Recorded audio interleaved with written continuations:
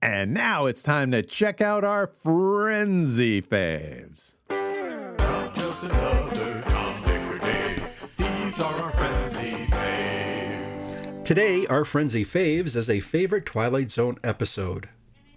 Chris, tell us what episode we're looking at today. Thank you, Professor. We're going to look at an episode titled The Hitch-Hiker. This was from season number 1, and this was episode number 16. It was directed by Alvin Ganzer. The teleplay was done by Rod Serling. It was based on the story The Hitch-Hiker by Lucille Fletcher. For the music, it was stock, featuring Bernard Herrmann's score for the original radio version of The Hitch-Hiker. The original air date of this episode was way back on January 22nd, 1960. And for our cast, we had Inger Stevens as Nan Adams, Leonard Strong as The Hitch-Hiker, Adam Williams as Sailor, Russ Bender as Counterman, Lou Gallo as Mechanic, George Mitchell as Gas Station Man, and Eleanor Audley as the voice of Mrs. Whitney. Prof, what happens in The Hitch-Hiker? We open with a car being fixed at the side of the road. Turns out Nan Adams was driving through the state of Pennsylvania en route to Los Angeles when she got a blowout doing 60 miles an hour. The auto mechanic said that she was really lucky not to have gotten into a wreck. "Ha ha, yeah," says Nan, but before she can leave, she sees a man in a rumpled suit and a hat hitchhiking. The mechanic doesn't see him. Weird. She doesn't give him a ride and drives away. Later down the road, she sees the same man hitchhiking. How did he get ahead of her? Weird again. She drives on. She sees him again on another stretch of road. And again. And again. What is going on? How is he getting ahead of her? She starts to freak out a little. She's stopped at a train crossing and sees the hitchhiker again and panics and tries to cross the track, but the car predictably stalls in the path of the train. She's barely able to get off the tracks in time. She drives and drives, totally freaked about the hitchhiker. And she drives but runs out of gas late one night and walks to a gas station and tries to get gasoline. It's after hours, though, and the attendant won't serve her. But just then, a Navy guy shows up and gets him to give her a can of gas. He's really flirty with her and she asks if he will drive with her so she can drop him off in San Diego. She's scared of the hitchhiker and would like some company. He knows a good time when he sees it, or at least he thinks he does, and agrees. On the road, the sailor is seriously hitting on her to the point that I thought there might be a problem here. Then she sees the hitchhiker in the middle of the road and swerves to hit him, but misses. The sailor is freaked. This lady is a nut job. I'm out of here. Nan tries to almost seduce him and offer herself to him, but the sailor knows enough about crazy dames and gets out of there. Nan is totally wigged out now and goes to a payphone to call her mother. But Mom, it turns out, has had a nervous breakdown due to the death of her daughter Nan in an automobile accident in Pennsylvania. What? The hitchhiker appears and in the back of her car and says, "I believe you're going my way." Dun, dun, dun. This is a good, solid episode. I don't think any modern audience is going to be fooled by the death situation at the beginning of the episode. We know she's dead. We've all seen The Sixth Sense. The railroad track scene is exciting, and the way the sailor is obviously working himself up to maybe, kind of date rape Nan is very uncomfortable. And when she turns the tables on him and makes him run away, it's sad and satisfying at the same time. The thing that really works for me is that the hitchhiker is not menacing. He almost seems like a compassionate everyman. Even so, it's freaky. It's a good episode with some very, very good internal acting by Inger Stevens, Leonard Strong, and Adam Williams. One note, Rod Serling's hometown was Binghamton, New York, and if someone was traveling from Binghamton to Virginia and then west, they would have to travel through Pennsylvania, so they knew what they were talking about when they made this one. Chris, what are some of your thoughts about The Hitchhiker? Thanks, Prof. Great stuff. Thank you. And looking and trying to recall my memory, I think sometime back, Robin, the mascot of our show, suggested we cover this episode. Thank you, Robin. Really appreciate that. As per usual, I'll get some trivia out of the way. Inger Stevens, I think, is a past that guy, and I think someone, maybe even Robin herself, the mascot of our show, might have suggested we examine her career. She also appeared in the Twilight Zone episode The Lateness of the Hour, She has numerous credits and appeared in the westerns Hang 'em High with Clint Eastwood and one called Five Card Stud, which I interpreted as a western version of 10 Little Indians. She appeared in and starred as the title character in the mid-1960s sitcom The Farmer's Daughter. That's one 1960s sitcom that I don't think I've ever seen an episode of. Leonard Strong, who played the hitchhiker, played the villain The Claw in 2 episodes of Get Smart. Adam Williams, who played the sailor, was also in the Twilight Zone episode A Most Unusual Camera as the doofus Woodward, and he played Valerian in the Hitchcock movie North by Northwest. Lou Gallo, who played the mechanic, also appeared in the Twilight Zone episodes On Thursday We Leave for Home and in the Rip Van Winkle Caper. Eleanor Audley, who is the voice of Miss Whitney, was also the voice of Maleficent in Walt Disney's Sleeping Beauty, and Lady Tremaine, the wicked evil stepmother in Walt Disney's Cinderella. Wow. Per my thoughts, I've seen this episode numerous times, but there were things I caught in the rewatch. Now, as previously stated, the intro opening and outro closing music of the first season of The Twilight Zone is my personal favorite, but I have to concede it's not the, quote, classic version that most people think of. Prof, you caught a little things with respect to the geography, and one thing I caught was, though it's not entirely visible and it's partially obstructed, it does appear that the license plate on Nan's car reads the Empire State, so we see that Nan is indeed from New York. I like that potential goof was not there. There were more quick scenes with the hitchhiker before Nan gets on the turnpike that I remember, and they last just a blink and you miss it. They last just a second, and I'm kind of kicking myself because I should have counted them as to how many times she encountered the hitchhiker before the big reveal in the end. Now, one of the things that struck me is I totally didn't recall or remember Nan stopping at a diner early on in this episode and having a brief exchange with a diner worker and Nan asking him if there are ever any hitchhikers on the turnpike. Wow, that just blew my mind because I wonder if that quick diner scene maybe was edited out of some syndicated versions of the episode. Frankly, I'm afraid I just don't remember that scene ever happening in this particular episode of the show at all. Another thing I think I'm misremembering was the hitchhiker doesn't always stick out his thumb. There are some scenes, if you watch early on, he's kind of holding out an open hand.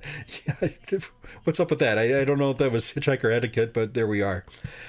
Some of the things, Prof, you alluded to, I didn't think that Nan resorted to telling the sailor that she liked him in order to try to get him to stay with her. I just really had a problem with that enticement attempt. I understand it, but I don't know if I liked it. One of the other things I noticed, the music in this episode, I think is very, very understated. But that said, I think it's also very, very good in my opinion. It sort of has like this sympathetic feel. It moves the story along. It's not too moody. It doesn't quite hit you over the head. And just on a personal note, and maybe this is only something that would resonate with me, it sort of had like a 1966 Marvel superheroes cartoon vibe to it with the music they used on that show. It's nothing corny or campy, but it just sort of adds to the vibe of a scene. And maybe that's something on a more personal level, just to me. I'd have to look on a map. Prof, the beats that we get with the geography are really, really good. I'll concede with that. But for me, I'd almost have to look at a map because I think Tucson seems to be so far south in Arizona that wouldn't we have to go through there to get to California? I don't know. But that said, too, I don't even know what the interstate system looked like back in the early 1960s. But it's a minor point. Prof, you liked the acting. I thought Indra Stevens is excellent. She's sympathetic. She's strong. And as an actor, she has to both convey externally what's going through her mind, but it's also internally what she's saying with her inner thoughts and how she says it. And I think it's really, really a tall task of an actress to kind of give that vibe out there. Now, Prof, this episode was done a long time ago, and this is... Many, many repeats of The Twilight Zone have happened prior to the movie The Sixth Sense. So... I think maybe you did or maybe you didn't see the ending coming a mile away. All that said, though, I think it's a very good, solid Twilight Zone episode. It's well acted, it's well directed, and it had a twist ending. So that's everything you'd want in a Twilight episode. And my last personal thought was, if I was maybe the last generation to see hitchhikers on the road as kind of being something of a commonplace. I'm not saying you didn't see one constantly or every road trip every 100 miles or so, but as a child, I do remember seeing hitchhikers. And I'm trying to think, when was the last time I saw the hitchhiker on an interstate? And maybe it was gosh, maybe around 1988, and I was about an hour outside of St. Louis, and I think that's the last time I ever saw a hitchhiker on the interstate. Prof, I turn it to you. You're slightly older than I am. I don't know how many road trips you had back in the day, but do you recall seeing hitchhikers on the road, and maybe when was the last time you ever saw a hitchhiker? It's been a long, long time. I know, though, back in the day, my wife was a hitchhiker. She used to hitchhike all around Northern California, believe it or not. So, wow. That would have been in that was around the late 60s, early 70s. A couple of things I noticed, especially related to the geography of this. While she was supposed to be in Pennsylvania, if you look at the, trees and scrub, it was definitely California. Okay. And I was reading, they mentioned that she was on Route 80, which I think runs like from Georgia over to Dallas, and then she must have kept going, further south. So she went down to Virginia and picked up something else that brought her. If she was going to L.A., she would have had to get south pretty quick. So I guess she was driving south to Virginia, and then ultimately, cut off a corner of, through the south, and went down through Tucson. So that's my thinking about the direction that she went.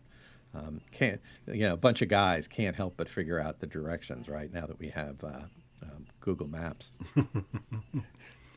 Yeah, Prof, I think one of the things too, the hitchhiker's presence himself, it's very understated.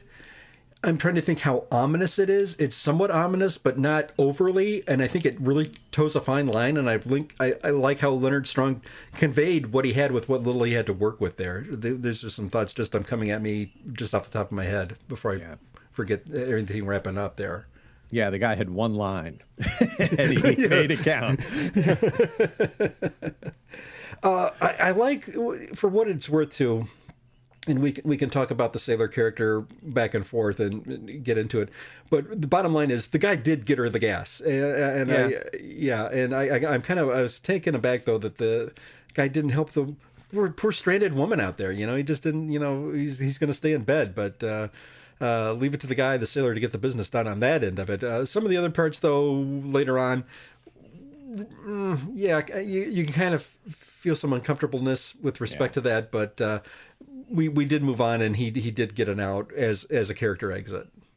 Yeah, he did. It was a little like, what year is this put out? Where are they going to go with this? As he was kind of pushing her into what appeared to me to be, getting her alone at night in the backwoods somewhere. And then she turned the tables on him and tried to get him to stay. It was a little cringy on one side, but also I thought pretty powerful. Mm-hmm. One thing before I forget too, I really like I don't want to say deflatedness that Stevens conveyed as Nad once she realized that she was dead. There was just this. I think it's a brilliant performance on her part as an actor, just to show the way she was resigned to it, and she just kind of was relieved that things started to make sense in her mind now with respect to it. There's a lot of ways an actor could have went with it. She could have gotten hysterical. She could have gotten agitated. But just kind of a vibe of a deflatedness is what I saw, and that's kind of what was conveyed, but also blended in with a little mild sense of relief, perhaps. I like the direction she went with it, and I think that was something that I wanted to state before I forgot. It was really good how I think she really pulled that off. I agree. Terrific episode. So this week's favorite Twilight Zone episode is The Hitch-Hiker. Just another Tom, Dick, or Dave. These are our frenzy faves. And now it's time for our comments and plugs and likes and retweets. And we'll start with the following. We heard from our friend, listener emeritus, Macrox, at Macrox1956, who said, "Hi guys, Rod Steiger was a fabulous actor to me too. In the Heat of the Night and Jesus of Nazareth as Pilot are two of my faves. Gentlemen, please don't be insulted, but I prefer the old full show better. This just seems to be too dissected and disconnected for me. Maybe others like the new format, and I am happy for them. And for you, if that's the way it is, I am just missing the old format, I guess. Be well. Oh, yeah. Gerry, I'm just not sure if other listeners are feeling the same way, but it was nice of Macrox to chime in. Absolutely. And what were your thoughts and impressions with respect to this? Yeah, Macrox makes some great points. And it probably is a good time to talk about the changes we're making and definitely understand his point and wrapping my head around making some of these changes and doing the production and, creating the content in a new way is confusing for us too. But there are some really good reasons we're doing it. And I'd like to take a minute to explain what those are. So over the past few months, our traffic had been kind of dropping a bit. And one of the reasons we weren't getting the traffic is that we have all this content. We think it's great content, but it's hidden and nested inside the Professor Frenzy Show full episode. And it's really hard for search engines and so potential listeners to find the show. So we were creating about, 90 minutes of new content each week for the show. And between reading the comics, writing the scripts, watching the shows, researching that guy, and doing all the audio editing and stuff, that takes about 8 to 10 hours a week just for myself, and something similar for Chris, I'm sure. And seeing the traffic drop was kind of disappointing. So over the past few weeks, we've been creating less new content and are breaking out the new recorded segments, all the traditional parts of the show, the indie comics, Chris's Comics Corner, That Guy, and the Twilight Zone, into individual episodes and releasing one a week with this thank you segment at the end of each. So we've also been releasing old segments from old Professor Frenzy Show episodes as standalone episodes, like the Ring-a-Ding Girl episode from Twilight Zone. So that segment originally was in episode 293. And so in the couple of weeks that we've been doing this, our traffic has skyrocketed. And it makes sense. For example, the search term Twilight Zone is very common for users to look for, or if you're looking at Twilight Zone content, it'll get suggested to you, and they'd never find it hidden in episode 293. But the really interesting thing is that even though we were putting out fewer minutes of content each week, the weekly time spent metric has also increased. So, for example, the standalone episode for Twilight Zone's Ring-a-Ding Girl got about 6 times the views than the original complete episode 293. Now, that's not really a surprise when you think about it and you think about how search engines work. The thing that is surprising, at least was to me, it got 50% additional minutes listened to, even though it was only 8 minutes long versus the full episode's hour and a half. So the Professor Frenzy Show episode 293 stopped getting traffic after a week, but the Ring-a-Ding Girl standalone has been getting plays every day for the past 3 weeks, and it looks like that's just going to continue. And those plays may increase when we get many, many more Twilight Zone episodes in the playlist. But the real kind of kicker is that while we're getting a lot of new listeners, the time spent among existing listeners has also increased. So I understand that, things are changing and it feels uncomfortable, but it's telling me that the new format better serves our loyal listeners. So right now, the new target is that we get all the new traditional content and our thank yous go out on a Wednesday morning as always. But we're just going to rotate which segments get released. The Indie Comics, Chris's Comics Corner, That Guy, and Twilight Zone. One each week, and the thank yous at the end of every week, which is so much fun. I love this segment. On Mondays, generally speaking, we're going to be releasing existing show segments from past episodes. And on Fridays, Chris and I are thinking about new kinds of content we can put out, whether it's horror movies, different kinds of comics, other TV shows. That's still TBD, but we have some really fun ideas. The big opportunity for us is that we've covered over 80 Twilight Zone episodes, and we continue to make more. And if we can get these 80 released as standalone episodes and put them in a YouTube playlist or a podcast, Apple iTunes playlist organized by season and episode number, people are going to be able to check out our thoughts on all of these Twilight Zone episodes. So think, you see a Twilight Zone episode or one's coming on and you want to know what we thought about it.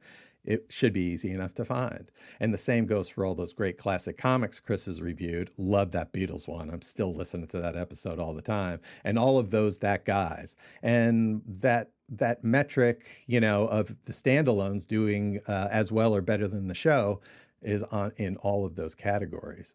So that's the general plan we're working towards right now. 3 short episodes a week. One of the 3 is the release of new content. One is a release of existing content, and one is a release of new, different content like horror movies. And based on how things perform, we'll likely be tweaking the approach going forward. And at first, please bear with us. The schedule may get wonky because of, sometimes I'm running some tests on what might work better and times to release things. And also production issues, me trying to figure out how I can get time to edit these things, at the appropriate time. But that's where things stand now. So I definitely understand this is a change from the comfortable format we've had for years. But the data so far shows that more people are listening and for longer, and that includes our loyal fans. So we are going to keep adjusting our approach to just optimize the experience for everybody. And just remember, Wednesday morning, it's going to be the same show like always. And the rest of the week, we're putting out other content. So keep letting us know how it's working for you. And Macrox, thank you so much for pointing that out and letting us know the experience so far. And please, please, please continue to let us know how it's working for you. So thanks a lot. Indeed. And with that, we'll move on to some other comments. We'll start with Cat Victory, who gave us a nice YouTube link. Check this out. Can you believe the Face Man from the A-Team is 80 years old? Wow. You guys might like this interview with Dirk Benedict. Yeah. Hey, great. Thanks so much. Yep, sure did. I really appreciate that. I was catching me some A-Team this past week, Were too. you? Phenomenal series. Wow. Yeah. Good stuff. We also heard from our buddy Randy at Frumpy Sketch on Blue Sky and at Randall Andrews 1. Oh, who's that guy this week? Rod Steiger. That's who. Listen, thank you so much. And Cat Victory came back for more. Another YouTube clip. You check out the Teapot edition of the Professor Frenzy Show. It's short but very stout. Join myself and the esteemed professor for some Rod Steiger facts. We really, really appreciate that. Yeah, thank you. And with that, we'll move on to our likes, plugs, and retweets. Of course, we'll start with the mascot of our show, Robin at Robin031. Robin, big juicy kiss. And another big juicy kiss. Robin, I love you. And one final kiss for you. Thank you for being the love of my life. Oh, always puts a smile on my face. Thank you, sweetie. Also want to give a plug to Two Sleeps at Two Sleeps Music. Two Sleeps, check it out, puts out 2 concerts. Yes, 2 concerts each and every week. You can catch out the first concert Sunday afternoons at 3:30 Eastern, 2:30 Central. Go into your search engine, type in Two Sleeps Music Twitch TV. Click on the link. Once you're there, you'll click on another link, get involved in an interactive chat, and then you'll have access to a playlist of well over 200 songs. Don't want to forget or fall asleep on giving the esteemed Kara, a.k.a. Karasaurus Rex, who does a lot of things behind the scenes, getting the production running as smooth as silk, and does a phenomenal job with that. In the concert, you might hear some Stray Cats, you might hear some Foo Fighters, you might hear some Tom Petty, you might hear some Monkees, you might hear some Commander Cody. It's a huge plethora of music, and don't fall asleep on Johnny Cash as well. Music is a great mood boost for me, and the show always puts a smile on my face. Also want to mention the Tuesday concert is at 8 p.m. Central, 9 p.m. Eastern. Please check your local listings. And before I forget, Two Sleeps has a very, very, very inexpensive Patreon where you can get some original content. The man is a genius musician and a huge, huge good friend of mine. Please check out the Two Sleeps concert.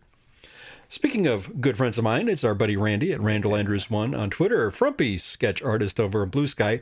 I want to give a plug to a couple of books that Randy has out.